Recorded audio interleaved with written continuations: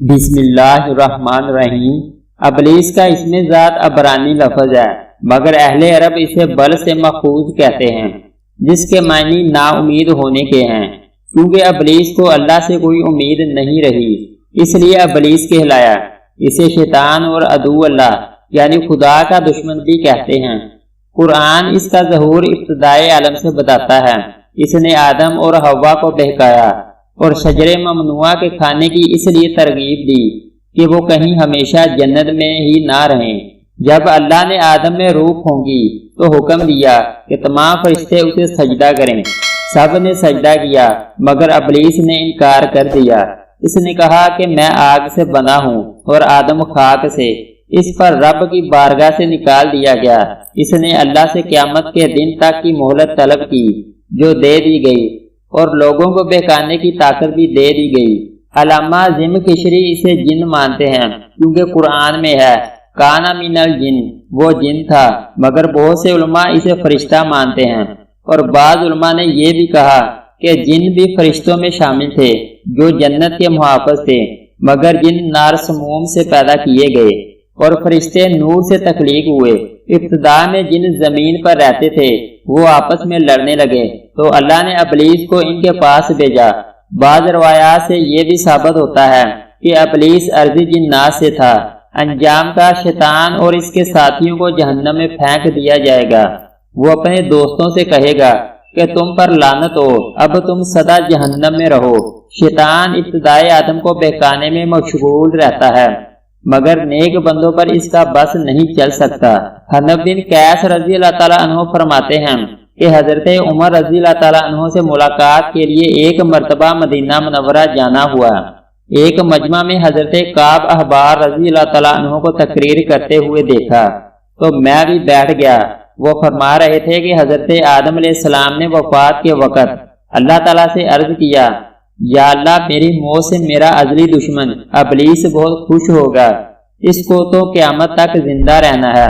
جواب ملا، آدم تم انتقال کے بعد جنت میں چلے جاؤ گے اور وہ ملعون قیامت تک دنیا میں ہی رہے گا۔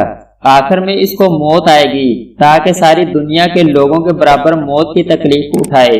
آدم علیہ السلام نے ملک الموت سے فرمایا، ابلیس کی موت کا منظر مجھے بھی کچھ بتاؤ۔ فرشتے نے سنانا شروع کیا تو وہ اتنا دردناک تھا کہ آدم علیہ السلام سن نہ سکے۔ فرمایا بس کرو، اب نہیں سنا جاتا۔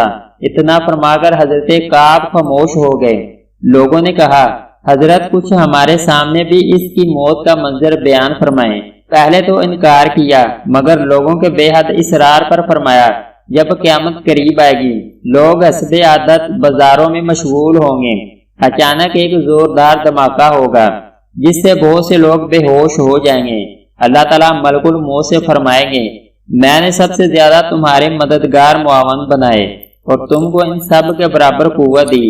میرے غصے اور غضب کا لباس پہن کر جاؤ اور ابلیس ملعون کی روح قبض کرو اور اس کے ساتھ تمام انسانوں اور جنوں سے زیادہ سختی کرنا۔ اور کہا، مالک دروغہ سے جہنم سے کہو کہ جہنم کے دروازے کھول دے۔ ملک الموت غیظ و غضب میں بڑے بہت سے فرشتوں کے ساتھ دنیا میں اسی طرح آئیں گے کہ آسمان و زمین والے دیکھ لیں تو خوف کے مارے پگھل جائیں۔ ابلیس کے پاس پہنچ کر بہت زور سے ڈانٹ پھلائیں گے، جس سے ابلیس بری طرح داڑیں مار مار کر چیخے گا۔ اگر دنیا والے اس کی آواز سن لیں تو بے ہوش ہو جائیں۔ ملک الموت ابلیس سے کہیں گے، خبیث تو نے بہت طویل عمر پائی اور بے شمار انسانوں کو گمراہ کیا جو تیرے ساتھ جہنم میں جائیں گے۔ آج ان سب کے برابر تجھے موت کے مزے چکھاؤں گا۔ تیری مہلت اور ڈیل کا وقت ختم ہو چکا، اب تو موت سے بھاگ نہیں سکتا۔ ابلیس گھبرا کر مشرق کی جانب بھاگے گا تو کبھی مغرب کی جانب، لیکن ہر طرف اپنے سامنے ملک الموت کو پائے گا۔ سمندر میں گھسنے کی کوشش کرے گا تو سمندر نکال پھینکے گا۔ آدم علیہ السلام کی قبر کے پاس کھڑا ہو کر کہے گا، اے آدم تمہاری وجہ سے میں ملعون و مردود بنا، کاش کہ تم پیدا ہی نہ ہوتے۔ پھر ملک الموت سے کہے گا، کتنی سختی اور تکلیف کے ساتھ میری جان نکالو گے؟